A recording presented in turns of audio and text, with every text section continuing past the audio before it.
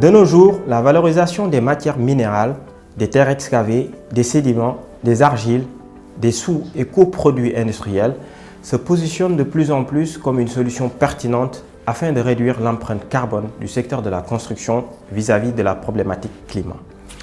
L'utilisation de ces matières exige très souvent d'employer des moyens spécifiques pour améliorer les performances de ces matériaux en question.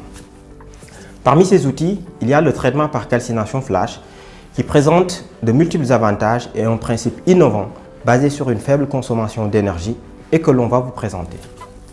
L'unité de calcination flash présentée ici à échelle semi-industrielle est une installation permettant de traiter thermiquement plusieurs catégories de matériaux tels que les argiles, les sédiments de dragage, les terres excavées, les fines ou filaires, etc. sur la base d'une technologie avancée. Quel est l'objectif d'un tel type de traitement? Comment les matériaux destinés à ce traitement sont préparés?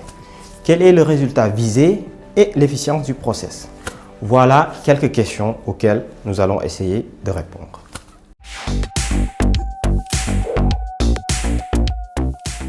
L'installation est composée de 5 parties. Le système d'alimentation d'énergie, l'unité dite doseur qui assure l'alimentation de la matière, un système d'air comprimé permettant le transport de la matière et un ventilateur assurant le mécanisme de dépression, l'unité brûleur-combustion assurant la calcination effective de la matière à la température souhaitée au sein de la chambre de combustion et de la colonne de calcination, les unités de récupération, notamment sous cyclone et sous filtre, dotées d'un système de filtre à manche.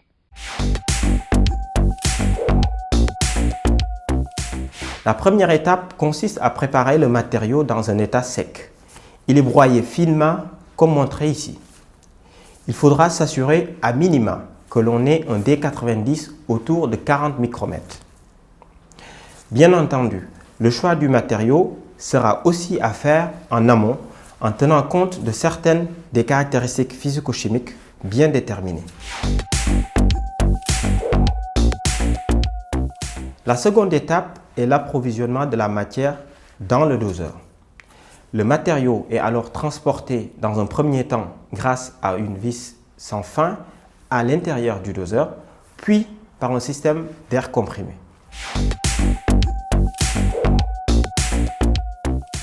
La troisième étape est la calcination proprement dite et commence une fois que les matériaux sont à l'intérieur de la chambre de combustion. Les particules sont alors soumises à un flux de chaleur imposé par une flamme pouvant atteindre 1200 degrés Celsius. La matière tombe ensuite le long de la colonne de calcination où la température de consigne est garantie. C'est durant cette phase qu'opère l'élimination de la matière organique, des polluants, ainsi que la déhydroxylation qui est la principale phase de l'activation des matériaux. Cette dernière étape permet d'une part de refroidir les matériaux grâce à un flux d'air ambiant. C'est cela qui provoque une déstructuration et in fine une activation chimique de la matière traitée. D'autre part, le matériau est récupéré dans les proportions 95% sous cyclone et 5% sous filtre. Le matériau traité est alors prêt à être valorisé dans les filières choisies en tant qu'addition minérale, matière secondaire améliorée, etc. Vous savez désormais tout de la calcination flash.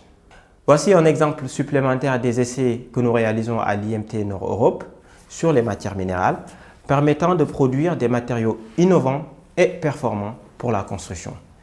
Ces types de matières traitées sont ici prêts à être utilisés dans des liants bas carbone, des géopolymères, des formulations de béton ou bien dans des sols traités, etc.